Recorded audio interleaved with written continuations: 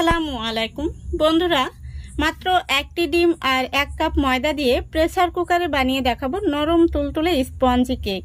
এই কেকটা বানানো খুবই সহজ, মাত্র 20 মিনিটেই বানিয়ে নেওয়া যায় আর বাচ্চা থেকে বড় সবাই ভীষণ পছন্দ করবে। তো চলুন এই রেসিপিটা দেখে নেওয়া যাক।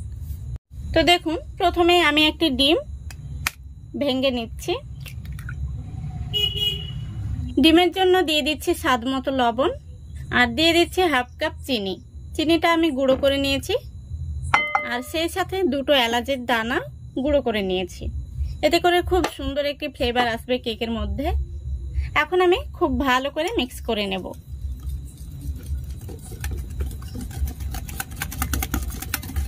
এখানে আমি গুঁড়ো চিনি ব্যবহার করেছি, আপনারা চাইলে গোটা চিনিও দিতে পারেন।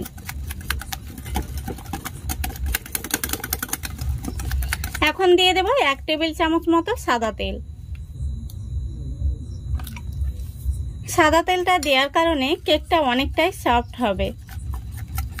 তেলটা দেওয়ার পরে আমি আবারও মিক্স করে নিয়েছি।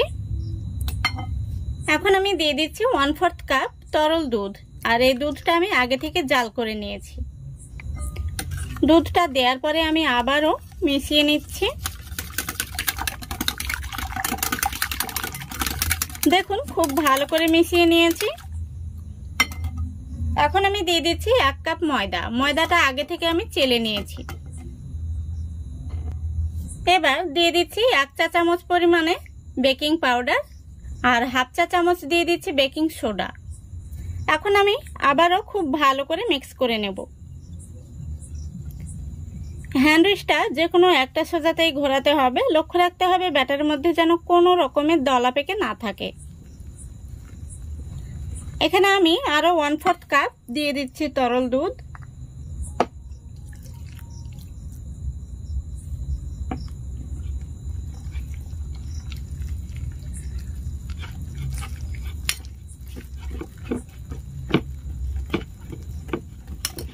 তো বন্ধুরা, এখানে আমি টোটাল হাফ কাপ দুধ ব্যবহার করেছি। আর দেখতেই পাচ্ছেন কেকের লেয়ারটা কিন্তু এরকমই হবে, এর চাইতে পাতলা করা যাবে না অথবা খুব ঘন রাখাও যাবে না। কেকের ব্যাটারটা কিন্তু আমাদের রেডি হয়ে গেছে। এখন আমি এটাকে একটা সাইডে সরিয়ে রাখছি। এবার দেখুন, আমি একটি স্টিলের বাটি নিয়েছি আর এই বাটির মধ্যে কেকটাকে বেক করে নেব। তো এখন আমি সামান্য পরিমাণে তেল ব্রাশ করে নিচ্ছি। দেখুন, তেল ব্রাশ করে নিয়েছি। এই বাটির মাপ করে আমি একটি সাদা কাগজ কেটে নিয়েছি। এই কাগজটা এখন আমি বসিয়ে দিচ্ছি। এবার কাগজের উপরেও খুব ভালো করে তেল ব্রাশ করে নেব।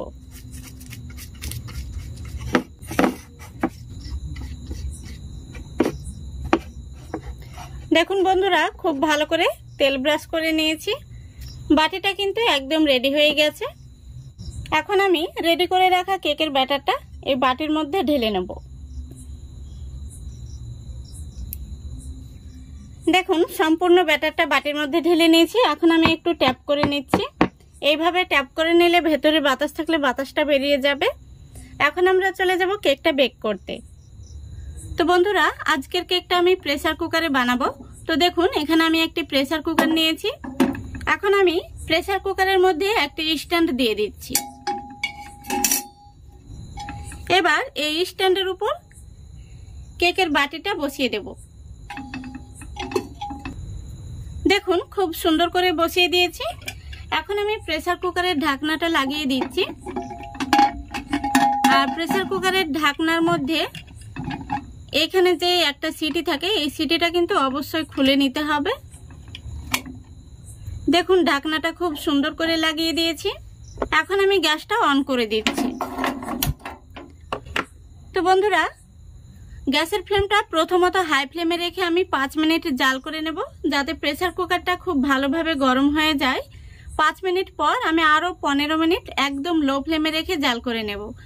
দেখুন বন্ধুরা, পুরোপুরি 20 মিনিট হয়ে গেছে। এখন আমি প্রেসার কুকারের ঢাকনাটা খুলে দেখে নেব কেকটা কেমন হয়েছে। ঢাকনাটা খুবই সাবধানে খুলতে হবে, কেকটা যেন ভেঙে না যায় সেদিকে লক্ষ্য রাখতে হবে। আলহামদুলিল্লাহ, দেখুন কেকটা কত সুন্দর হয়েছে। এই দেখুন, আশা করি দেখতে পাচ্ছেন। গ্যাসটা আমি অফ করে দিচ্ছি। এখন আমি একটি কাঠি নিয়েছি, কাঠি দিয়ে দেখে নেব ভেতর থেকে হয়েছে কিনা। দেখুন কাঠিটা কিন্তু একদম পরিষ্কার বেরিয়েছে, তার মানে আমাদের কেকটা পারফেক্ট হয়ে গেছে। এখন আমি কেকের বাটিটা নামিয়ে ঠান্ডা করে নেব। এই দেখুন, দেখতে কিন্তু দারুণ হয়েছে। দেখুন বন্ধুরা, কেকটাকে আমি পুরোপুরি ঠান্ডা করে নিয়েছি, আর এইভাবে সাইড থেকে টান দিলেই কিন্তু সাইডটা ছেড়ে যাচ্ছে। এখন আমি কেকটা একটি থালার মধ্যে বের করে নেব। দেখুন কত সহজে কেকটা বের হয়ে চলে আসলো। আমি যে কাগজটা দিয়েছিলাম সেটা তুলে নিচ্ছি। তো বন্ধুরা দেখতেই পাচ্ছেন কেকটা কত সুন্দর হয়েছে আর কতটা ফুলে উঠেছে। এই দেখুন, এখন আমি কেকটা আপনাদের কেটে দেখাবো ভেতর থেকে কেমন হয়েছে।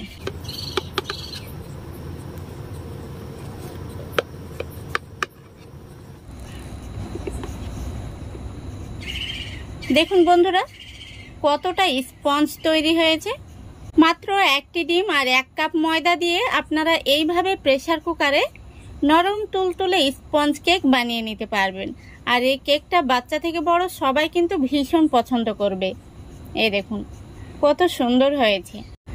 আশা করছি আজকের এই কেক রেসিপিটা আপনাদের ভালো লেগেছে। যদি ভালো লেগে থাকে অবশ্যই লাইক, কমেন্ট, শেয়ার করে দেবেন এবং চ্যানেলটিকে সাবস্ক্রাইব করে আমার পাশে থাকবেন।